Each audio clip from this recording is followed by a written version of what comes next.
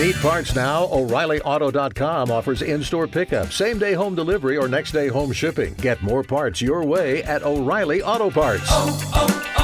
O'Reilly Auto Parts.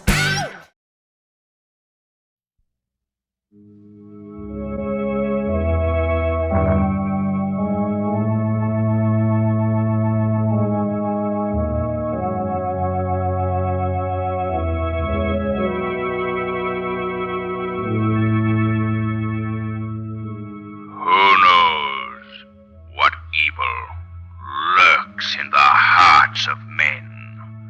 The Shadow knows. The thrilling adventures of the Shadow are on the air, brought to you each week at this time by your neighborhood blue coal dealer. These dramatizations are designed to demonstrate forcibly to old and young alike that crime does not pay.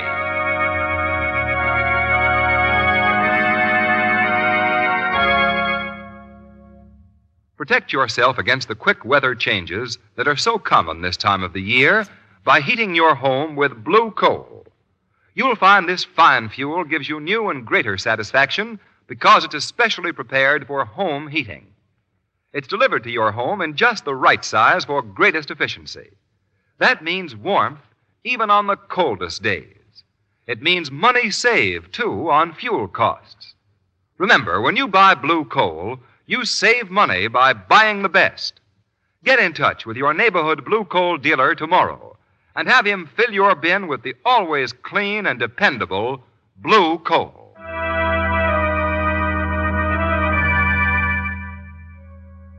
The Shadow, mysterious character who aids the forces of law and order, is in reality Lamont Cranston, wealthy young man about town.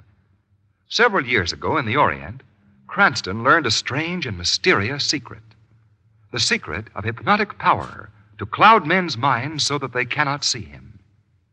Cranston's friend and companion, the lovely Margot Lane, is the only person who knows to whom the voice of the invisible Shadow belongs. Today's drama, Death Gives an Encore.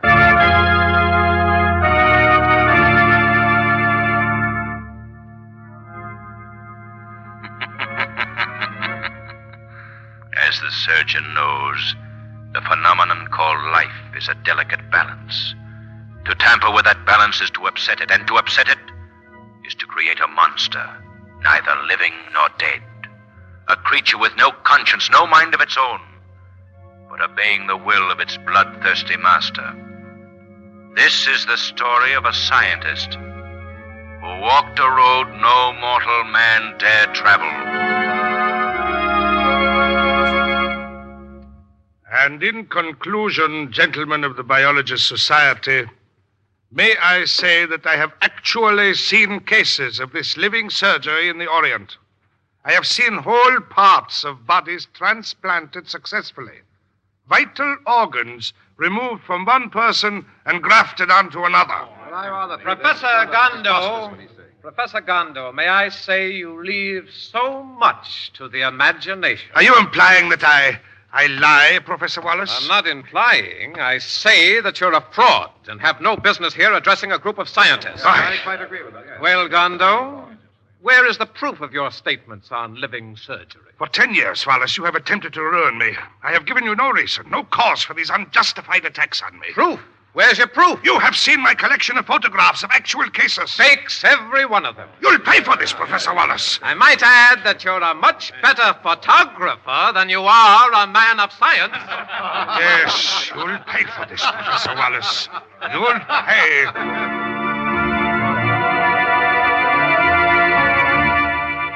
Read all about it.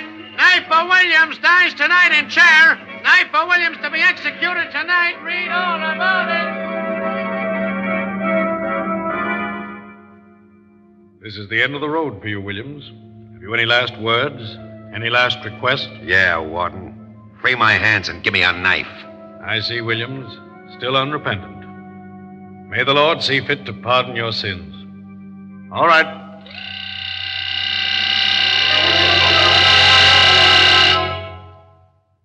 Knifer Williams is dead.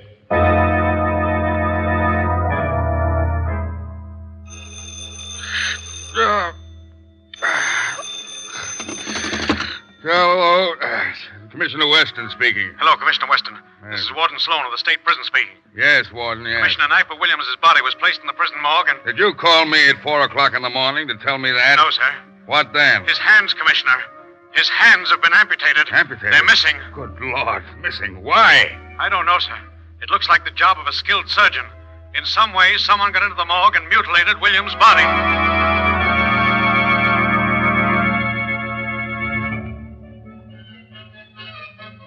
Mr. Bartolini's not in his dressing room, Mr. McManus. Hey. I went in to check on his costumes. Not there? No, sir. What does trapeze act as the star act in the bill?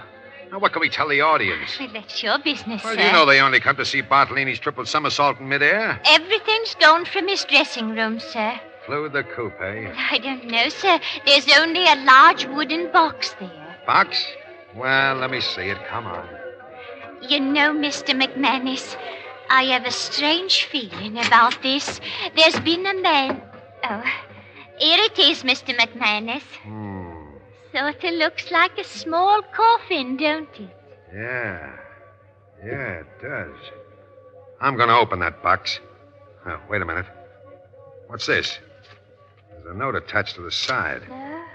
It says, Bartolini won't need these anymore. It's unsigned. Well, I don't get it. Open the box. All right. Oh! Just his arms. Bartolini's 2 arms in the box. Amputated at the shoulder.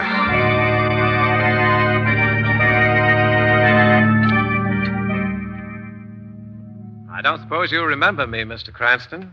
I met you several years ago in the Orient. Well, as a matter of fact, Professor Wallace, I remember you quite well. You were doing research work in tropical diseases at the time. Yes, that's quite right. And if I'm not mistaken, you are something of a student of criminology. Oh, why? Well, it's for that reason that I've asked you here tonight. Well, criminology is just a hobby, Professor Wallace, but I am very much interested in the subject. That's a masterpiece of understatement. What, Miss Lane? Oh, nothing. I'm sorry I interrupted you. Please go on. Oh, yes. Well, to come to the point, what would you say, Mr. Cranston, if I were to tell you that I have, for the last several years, been driving a man systematically insane? What are you What? saying? Now, wait, please hear me out. First, hear my reasons before you condemn me. Please go on. I assure you my motives are above censure when judged in the light of medical science. Drive a man insane. Well, do you think that by doing that you're helping mankind? Yes, I do, Miss Lane. See, this man's brain was warped before he ever crossed my path. I immediately recognized the danger in allowing this man to continue with his diabolical experiments. Experiments with living bodies. Oh, Lamont. I don't believe I quite understand, Professor Wallace. Experiments with living surgery, Mr. Cranston. The grafting of arms and legs and vital organs from one body to another. Oh, The man's name is Gondo, a brilliant biologist whose intense work in the field of biological research twisted his mind. There's no telling what horrible crime he might not commit in his effort to prove his theories. well, why wasn't some effort made to cure him? Cure is out of the question, Miss Lane. That horrible obsession is beyond medical aid. Oh, I see. So my sole purpose was to make Professor Gondo commit some act of violence toward me. Then I could have him sent away to some institution where he'd be safe. And at last, I think I have succeeded. Read this note I just received. What does it say, Lamont? My brain against yours, Professor. The body of a skilled gymnast, and in a murderer's hand, cold steel, thirsting for your blood.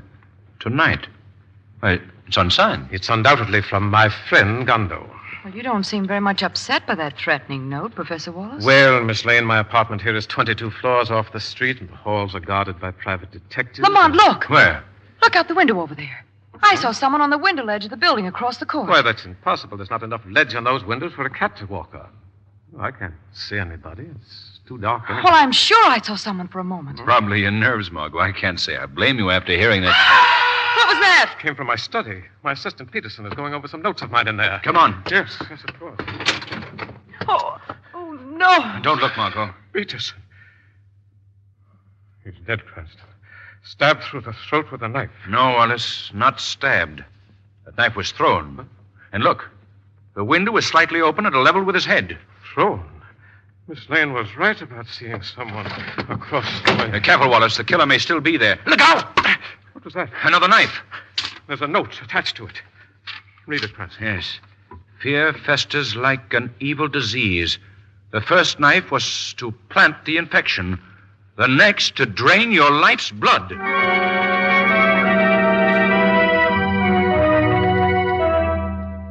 Right, Cardona. Call me back here at Professor Wallace's apartment. Well, Commissioner? It seems Miss Lane was right about seeing somebody across this court. My men have found a good set of fingerprints on the ledge of that window across there. Uh-huh. They're checking through the files now. We were sure of that before you found the prints, Commissioner. Of course, Valdemir Gonda's fingerprints. And how do you know this guy Gondo sent Professor Wallace the note? It wasn't signed. He's threatened me before. Oh, wait. Step by step, Professor. Step by step. Now, while you're all sitting in here, Miss Lane sees somebody across the court, 20-some stories off the street and hanging on the ledge. Hanging on a ledge, mind you, like a fool monkey. Why, it'd have to be another Bartolini to do that. Bartolini? Yes, that's the name I was trying to remember. Bartolini, the great trapeze performer. So you think it's Bartolini, huh? It could have been, Commissioner. Yeah, could have been, Miss Lane. However, it seems that somebody bumped Mr. Bartolini off some 3 weeks ago. Yes, that's it. And sent his arms back in a box. That mutilation slaying, do you remember it, Professor Wallace? Yes, his arms were severed at the shoulder. The rest of his body hasn't been found. Cranston, do you think there's a possibility that Gondo succeeded in his experiments? Now, wait, I'll answer. It's probably from me. Hello? Yes, speaking. Oh, yes, Cardona. You checked the prints, huh? Right. Well, whose are they? Whose? Check them again. You heard me check them again, and if you give me the same answer, you're fired. Ridiculous. Whose fingerprints were they, Commissioner? Dopes in a... I'm going to clean out that whole fingerprint department. Whose prints were they? He said they were Knifer Williams' prints. And Knifer Williams died in the electric chair 4 weeks ago.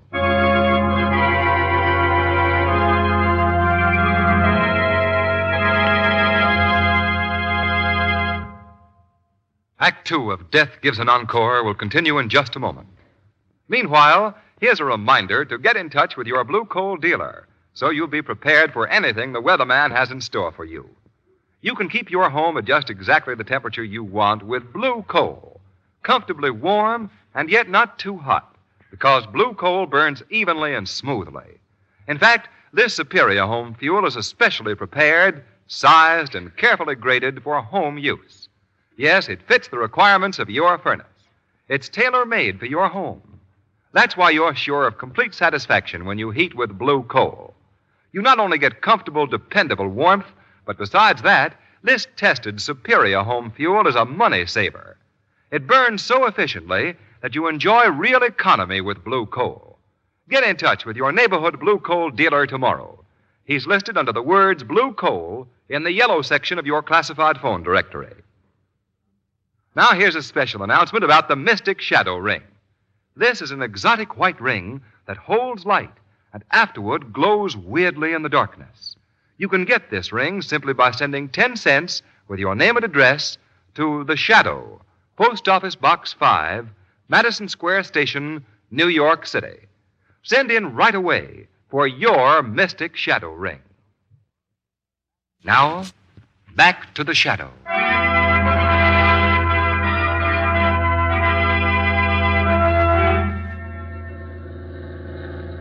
Lamont, what on earth do you make of this whole business? Margot, I don't think Bartolini is dead. Everything points to the fact that Gondo was successful in his experiments.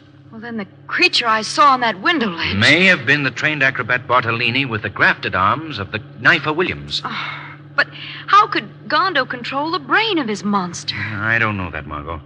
But the Shadow is going to interview Professor Gondo in his laboratory. Perhaps he will find the answer there.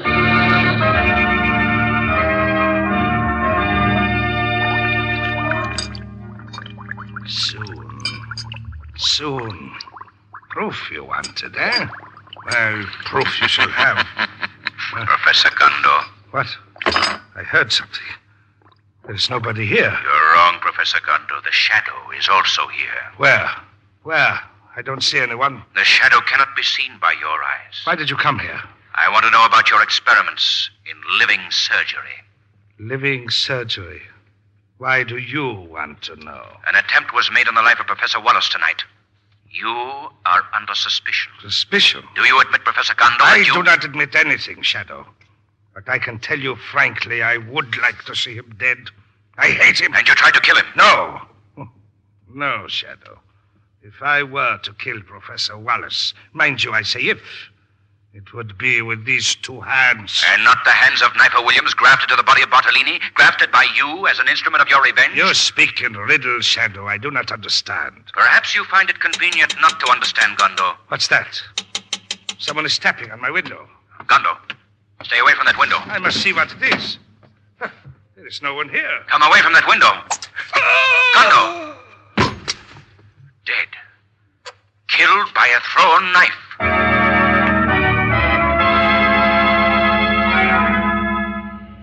Street paper, read all about it. New knife slaying. Professor Gondo, third victim of fiendish knife murderer. Police request anyone with possible clues to identity of murderer to come forward. Police request anyone with possible clues to identity of murderer to come forward. Commissioner Weston stated this morning that in his opinion, the killings have not reached an end. The murderer said he will attempt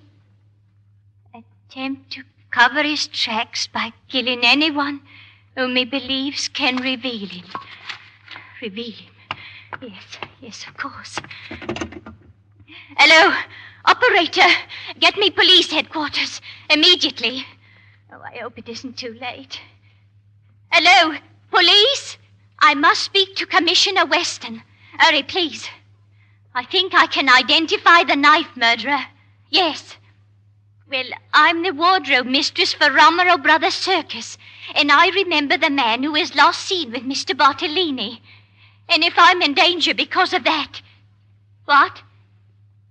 Oh, yes, I'd know him in a minute. He knew Mr. Bartolini and was always around. He seemed to take an unusual interest in Mr. Bartolini. Mr. Bartolini! You are going to die, Mrs. Dorner. You are going to die. Mr. Bartolini, that knife.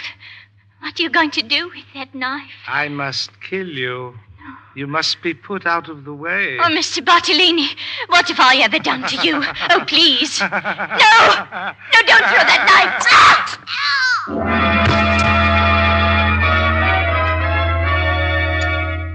I tell you, Cranston, I was talking to the woman on the phone when it happened. She was just going to give me a description of the murderer when she met her death, a knife in her throat. What I can't understand is her calling out Bartolini's name. Bartolini? Well, Lamont, then you were right about his not being dead. Begins to look that way, Margot. Not dead. Bartolini's amputated arms were sent back in a box. That doesn't necessarily mean that he's dead, Now, Commissioner. don't try to tell me my business. I say that there have been 4 murders. Bartolini, Peterson, Gondo, and now Mrs. Dorner, the wardrobe mistress at the circus. You're leaving out something very important, Commissioner. Yeah? You fascinate me, my amateur sleuth. What is it? Not it, Commissioner. Knifer Williams. Knifer Williams was executed 4 weeks before Peterson was murdered. Fingerprints don't lie, Commissioner. Well, somebody is. Have you ever heard of living surgery, Commissioner? Look, Cranston, Professor Wallace told me all about that business of grafting arms and legs from one person to another. He says it's the bunk. Still doesn't believe it, eh? Of course not. Tell me, Commissioner, since Gondo's death, has Professor Wallace asked you to have the police guard removed? Yes, he just called about an hour ago and said he wouldn't need them anymore. And you called them off? Certainly. Why shouldn't I? Because, Commissioner, I have reason to believe that the murderer will strike again tonight.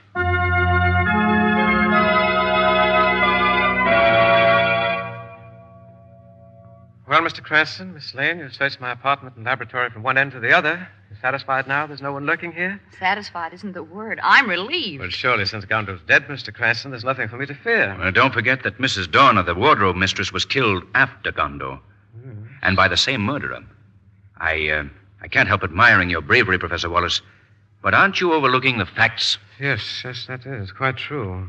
In the mind of this monster, the hypnotic thought may still be implanted to murder you. Yes, that's very true, Mr. Cranston. Well, in that event, is there anything else here in my apartment you'd care to examine? Any place where the killer may be hiding? Well, come to think of it, I did notice a fire escape off one of the back rooms. Do you mind if I look it over? No, please go right ahead. Wait here, Margot. I'll be back in a few minutes. All right, Lamont. Don't be gone too long. I won't. It's a very clever young man, Miss Lane. Very clever. Well, he has a way of tracking down a criminal, no matter how brilliant or how cunning. Yes, I suspected as much.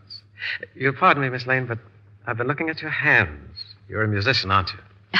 Well, I play the piano after a fashion. Just after a fashion? Well, that's too bad. With your hands, you should play magnificently.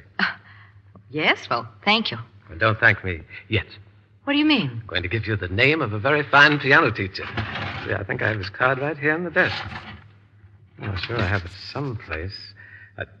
Oh, hello, look at this. Well, what a strange-looking bottle. It's carved jade, isn't it? Yes, I picked it up in my travels in the Orient. Contains a very rare and exotic perfume. I'd forgotten all about it. It must have been in the drawer here. Here.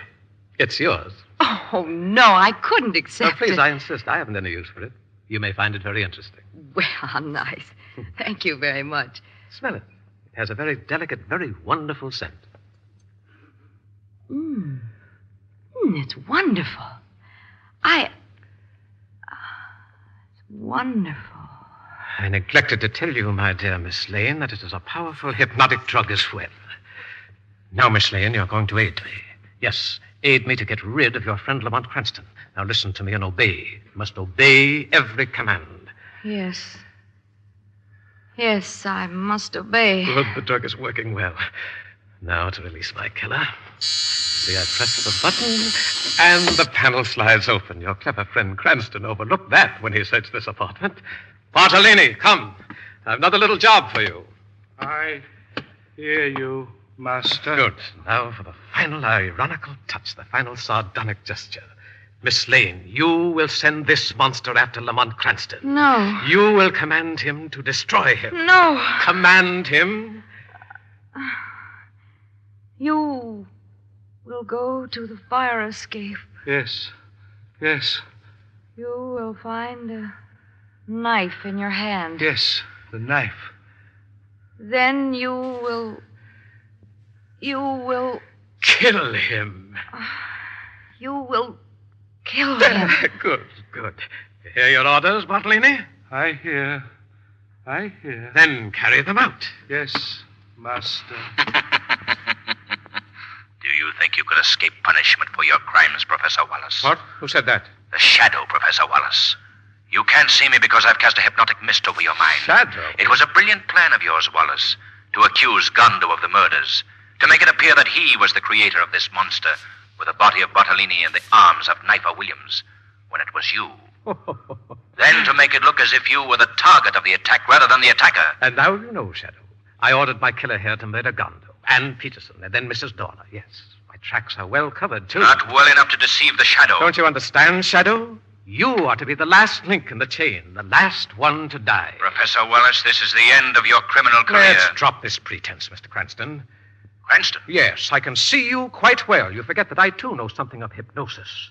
You're my prisoner. You're going to die along with your friend Miss Lane here. All except her hands, which I shall use again. So, it is to be a contest between the power of darkness and light, Professor Wallace. And the dark shall win, Mr. Cranston. I'll make the first move in our mental chess game. Bartolini, grab her. Hold her. Yes, Master. Margot. There, Master. I've got her. Margot. Make one move and she dies, Mr. Cranston. Up on the window ledge with her, Bartolini. Yes, Master. You see how helpless you are, Shadow? One move from you and I'll order Bartolini to plunge from that window with her. 22 stories to the street. Bartolini, come down from that ledge. There's a cloud over your mind. This man is evil. He is made to do evil things. Who speaks to me? I speak to you, your master. I command you to hear only my voice. Yes. Obey only my commands. Yes. Bartolini, yes. listen to me. You are a man, not a slave. I speak to the man, Bartolini, not to the monster created by Professor Wallace. Bartolini. Rebel against him. Yes. Yes, I will try. No. Try. No, you cannot disobey me. I will help you, Bartolini. Come down from that ledge. Yes. Put Miss Lane Yes. down safely. Yes, I must fight. No, Bartolini. Yes, I will put her down safely, Shadow. Bartolini. I have broken your power over his mind, Wallace. The power of good wins. Not yet, Shadow. You may control his mind, but the hands of Knifer Williams will act for me. Bartolini, the knife. The knife in the hands of the knifer. Kill the Shadow. You can see him. Throw your knife. Yes, a knife in my hands. But these are not my hands. They feel strange to me. Kill him, As if Bartolini. they had a life of their own. Kill him. The Shadow can be seen by you. I can't see anything but you. You taught me to use these hands to kill.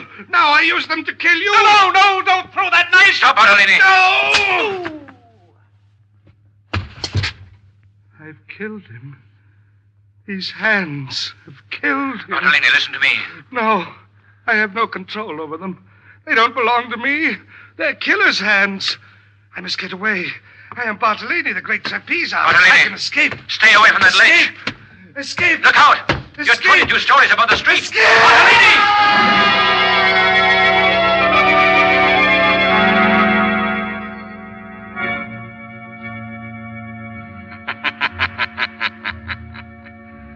The phenomenon called life is a delicate balance. To tamper with that balance is to upset it, and to upset it is to create a monster. This was the story of a scientist who walked a road no mortal man dare travel.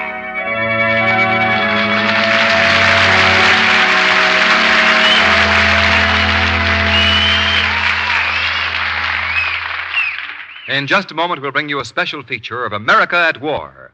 But first, we present John Barclay, Blue Coal's home heating expert. Mr. Barclay. Thank you, Ken Roberts, and good afternoon, ladies and gentlemen. Most of you folks drive cars, I take it. But I'll wager that you wouldn't think of driving any car unless you were sure the accelerator and brakes were in good operating condition. That's common sense, because they control the speed of the car. Well, in heating your home, the dampers on your furnace should be operated correctly, for these dampers control the burning speed of your fire. So if you aren't sure how to set the dampers for best results, and if you're not getting your money's worth in real heating comfort, call your neighborhood Blue Coal dealer. He'll be glad to send his John Barclay serviceman around to inspect your furnace. And remember, friends, this man has been trained in economical home heating. He'll look your furnace over and tell you frankly if adjustments are needed to improve its operation. What's more, he'll show you how to regulate your dampers properly. You see, he is genuinely interested in your getting satisfactory results and using the smallest possible amount of fuel. And folks, this is an exclusive Blue Coal service. If you have any heating problem, call your friendly neighborhood Blue Coal dealer. You will find him courteous and anxious to cooperate. I thank you.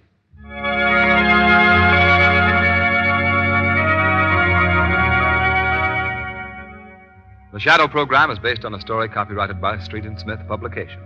The characters, names, places, and plot are fictitious. Any similarity to persons living or dead is purely coincidental.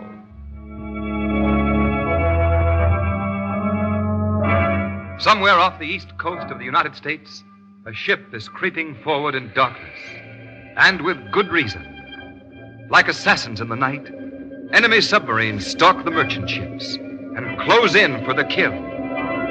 Forward torpedo tubes ready. Stand by to fire on order. Ach, Himmel, what's this? Coast Guard approaching. Dive. Dive, you hear me? United States Coast Guard ship is almost over us. We're trapped. United States Coast Guard patrol reporting. Sighted submarine. Submarine sunk. The United States Coast Guard packs a deadly wallop, and the Axis knows it. Like to take a good crack at the Axis yourself? Then join the Coast Guard. You'll have plenty of action, plenty of thrills, and the sure knowledge that you're doing your bit for your country in the front lines of defense. If you are qualified as a machinist, carpenter, cook, or yeoman, you may get immediate petty officer rating. See your nearest Coast Guard recruiting station right away. Teach the Axis that for nations just as for men, The weed of crime bears bitter fruit. Crime does not pay. The shadow knows.